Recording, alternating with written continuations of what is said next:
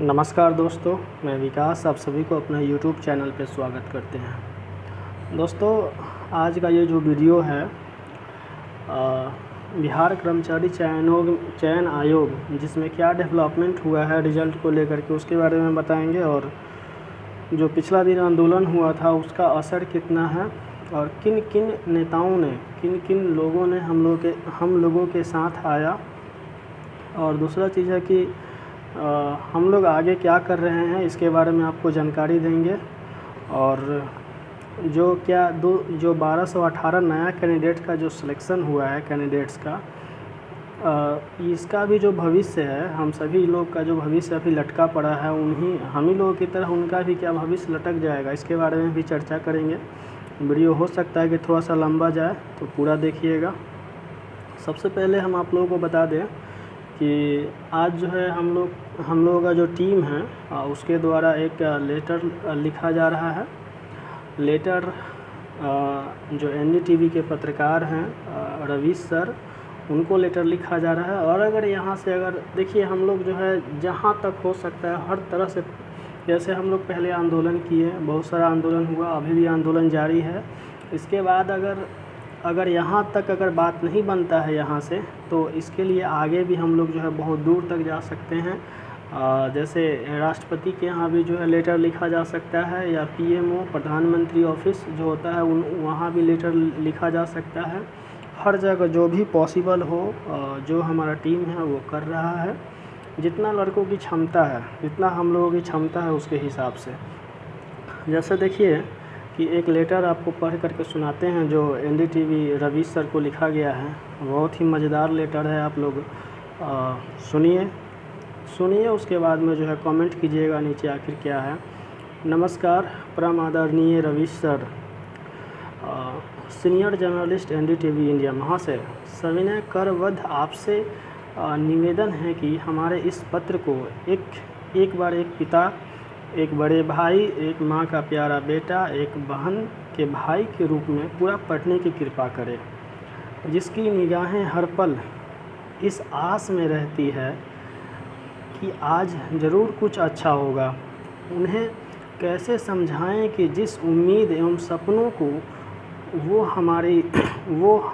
वो सभी हमारी आँखों से जीना चाहती है, उसे इस सरकार और सिस्टम ने निगल लिया है। महोदय, हम वही हैं जो आपको बार बार व्हाट्सएप के ज़रिए, तो कभी फेसबुक के ज़रिए, तो कभी अन्य सोशल मीडिया प्लेटफॉर्म के ज़रिए बार बार अपनी व्यथा सुनाकर परेशान करते हैं। आज उसी कहानी को एक बार फिर से सुनाने जा रहा हूँ। महोदय, आखिर क्या कसूर है हमारा? भारत में जन्म लिया हूँ, यह कसूर है? या फिर बिहार के एक छोटे से गांव में जन्म लिया, यह कसूर है? बीजेपी सत्ता में आई, यह कसूर है? या करोड़ों लोग अंधभक्त हो गए, यह कसूर है?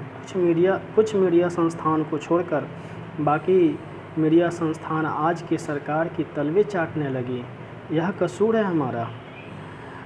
फिर बिहार में एक बार फिर से रोजगार की मुद्दा हार गई और सांप्रदायिकता और धर्म और जाति की राजनीति की जीत हुई, यह कसूर है हमारा? बिहार की कुल साक्षरता दर 69.83% है। कुल मिलाकर पुरुष और महिला साक्षरता दर क्रमशः 70.32% और 53.57% है। कुल ग्रामीण साक्षरता दर 43.9% है। बिहार के ग्रामीण क्षेत्रों में पुरुष और महिलाओं की साक्षरता दर क्रमशः 57.1 और 29.6% है। तो ऐसे राज्य से क्या उम्मीद की जा सकती है? आप जैसे सच्चे और महान पत्रकार के सामने पत्रकारिता पर बात करता सूर्य को करना जो है सूर्य को दीपक दिखाने के समान होगा। फिर भी मैं कुछ बातें कहने की भूल कर रहा हूँ, इस अभागे को क्षमा प्रदान कीजिएगा। जो भी वह इस देश में लोकतंत्र और इंसानियत और अपने हक की लड़ाई लड़ रहे हैं, क्या उसका कोई मोल नहीं? क्या उनके लिए अब कोई भी नहीं है? आप भी नहीं हैं? क्या उनके लिए अब कोई नहीं है? आप भी नहीं हैं? क्या भारत में हिंदी पट्टी के सभी युवा मस्जिद हिंदू मुस्लिम की बात ही करते हैं। क्या अब हमारे सारे युवा अब सांप्रदायिक हो गए हैं? क्या हम सभी युवा को राम और अल्लाह समझ नहीं आता कि राजनीतिक पार्टी क्यों इस्तेमाल कर रही है? क्या हम युवा का बस यही पहचान बनकर रह गया है? आखिर इस देश में सभी युवा हिंदू मुस्लिम में ही लगे हैं, तो कौन हैं वो लोग जो रोज़ आंदोलन में लाठियाँ खा रहे हैं, अपने हक और हो रहे अन्याय के खिलाफ आवाज़ बुलंद कर रहे हैं, सड़क से जेल की सफ़र तक जा रहे हैं? आखिर फिर क्यों एनडीटीवी खुद बोलती है कि भरोसा कमाया जाता है? क्या आपने लोगों का भरोसा नहीं कमाया महोदय?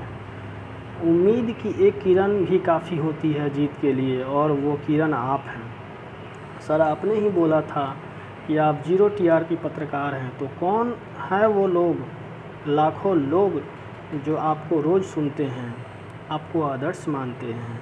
सर, आप पत्रकारिता के इस दौर में जननायक हैं।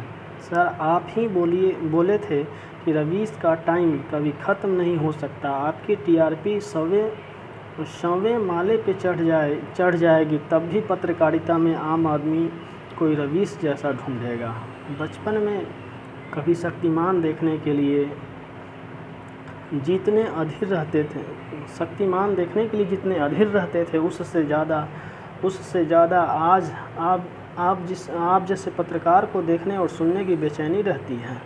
किसी महान व्यक्ति ने ही कहा है कि पत्रकारिता उसके लिए होनी चाहिए जिसका समाज में शोषण होता है, जिसकी खुद की आवाज़ नहीं होती। पत्रकारिता उसकी आवाज़ है, और पत्रकारिता उन लोगों के लिए जानी चाहिए जो दबे कुचले और समाज में हाशिए पर हैं, अन्याय से पीड़ित है। महाशय, एक बार पुनः हमारी व्यथाओं से आपको परिचित कराना चाहूँगा। महोदय, यह वर्ष 2013 की बात है। हमारे राज्य में हमारे तथाकथित विकास पुरुष द्वारा सत्ता की कुर्सी पर बैठाया गया नया सीएम जीतन राम मांझी जी के कर कमलों से बिहार स्टाफ सिलेक्शन कमीशन द्वारा वैकेंसी निकाली जाती है, और वह वैकेंसी मात्र 2 महीने के भीतर कैंसिल कर दी जाती है। पुनः 2 महीने बाद वैकेंसी पहले की तुलना में थोड़े से ज़्यादा सीट के साथ निकाली जाती है। अब इसे विडंबना कहा जाए या फिर साजिश, क्योंकि जो नोटिफिकेशन जारी होता है उसमें कई त्रुटियां होती है, और चूँकि वैकेंसी पहली बार निकल जाती है, जिसके वजह से छात्र उम्र सीमा में ज़्यादा छूट चाहते हैं, जिसके बाबत छात्र पटना हाई कोर्ट का दरवाज़ा खटखटाता है।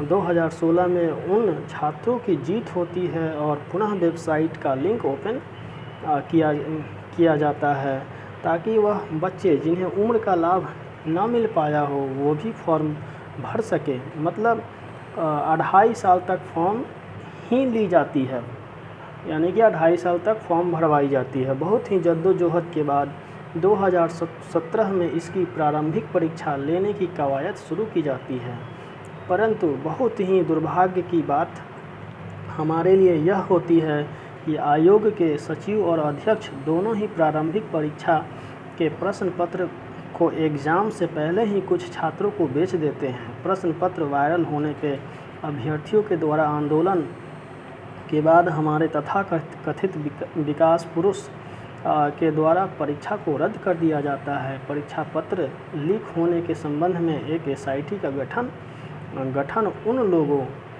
के नेतृत्व में, राकेश दुबे के नेतृत्व में होता है, जो आज खुद भ्रष्टाचार में लिप्त पाए गए हैं।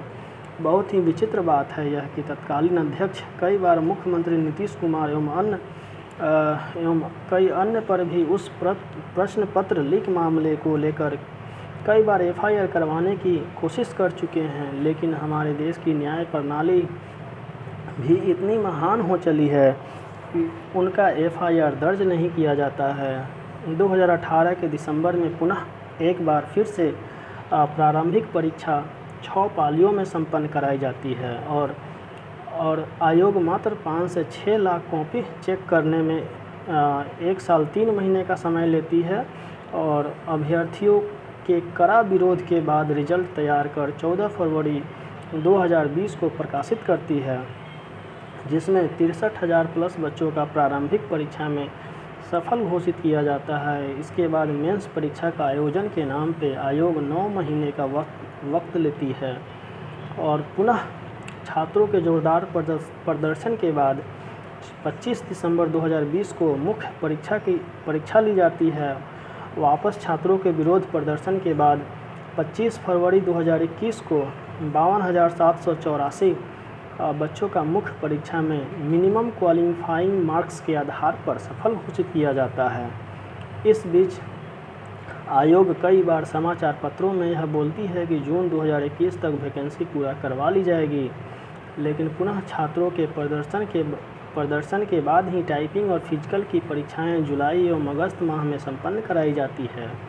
और जब हम विद्यार्थी अपने काउंसलिंग लिस्ट के इंतज़ार में होते हैं तो आयोग एक नोटिस जारी कर दी है, जिसमें पुनः 1218 बच्चों का प्रारंभिक परीक्षा में सफल घोषित कर पुनः सारी प्रक्रियाएं करवाई जाने के बाद काउंसलिंग करवाई जाती है। 7 साल से अधिक समय बीत जाने के बाद भी आज तक यह पता नहीं चल पाया कि क्या फिर कब यह वैकेंसी क्लियर हो पाएगा, क्या फिर कब इस वैकेंसी को क्लियर हो पाएगा। हम 52,784 छात्रों का जीवन अंधकार में है।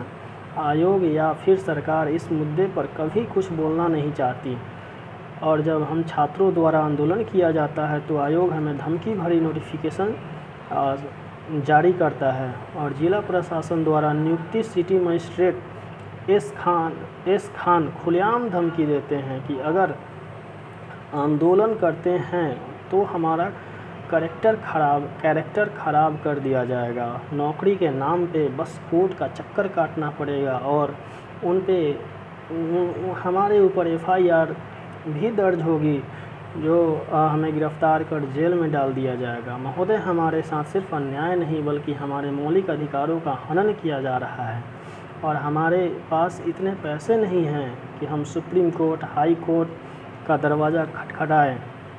आखिर दोष क्या है हमारा कि हम आज इस मोड़ पे खड़े हैं कि कोई साथ देता नहीं है, कोई हमारी आवाज़ बनने को तैयार नहीं है। मुझे पता है सर कि आपको युवाओं ने बहुत निराश किया है, लेकिन क्या आपके बच्चे जो कि बिल्कुल निर्दोष हैं और आपके सामने एक बूंद पानी के लिए तरस रहे हैं, तो क्या आप उसे यह कहकर नकार देंगे कि उसने आपको बहुत निराश किया? महोदय, आपके द्वारा हमारे लिए उठाई गई आवाज़ उसी पानी की बूंद से भी ज़्यादा कीमती है। पुनः आपसे करबद्ध प्रार्थना है कि हमारी आवाज़ बने। अब और हिम्मत नहीं बची है हमारे अंदर कि इस तानाशाह सरकार, तंत्र एवं काली चमड़ी में छुपे गोरे अंग्रेज़ों से लड़ सके। अब आप ही हमारा अंतिम उम्मीद है। इस मोड़ पे आके आपके सिवा हम बस मौत या गलत रास्ता ही दिखाई देती है। महोदय, हमें गर्त में जाने से बचा लीजिए। दोस्तों,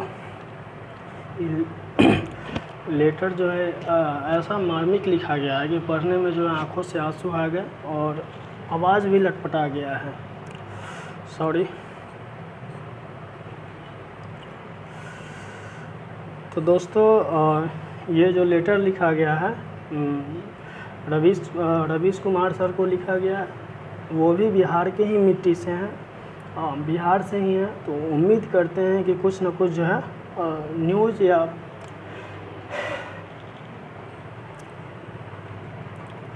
जो अपने प्राइम टाइम के माध्यम से है वो चलाएंगे।